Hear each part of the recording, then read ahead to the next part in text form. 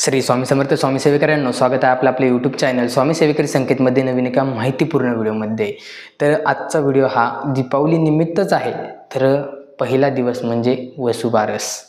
वसुबारस हा गाई वासराचा दिवस असतो आणि ह्या दिवशी प्रत्येक शेतकरी बांधव ही गाई वासराची पूजा करत असतात। त्याचप्रमाणे दीपावली सुरुवात होत असते आणि प्रत्येकाच्या घरी गाय पाहिजे असं सर्वजण म्हणतात, कारण गायीमुळे वातावरण प्रसन्न राहतं, लक्ष्मी ही खेळती राहत असते।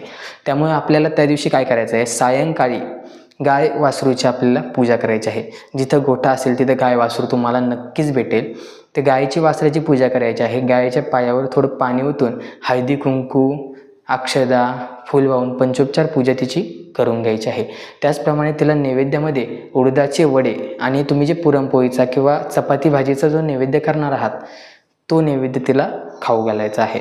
आणि आजपासून जी म्हणजे 17 ऑक्टोबरपासून जे वसुबारसपासून दिवाळी सुरुवात होणार आहे, आज तुम्ही तुळशीला दिवे, पंत्या, त्याचप्रमाणे देवघरात दिवे, आपली जी रेग्युलर सेवा लक्ष्मी प्राप्तीची सुरू आहे ती सुरू ठेवून ह्या सगळ्या आपल्याला सेवा करायच्या आहेत।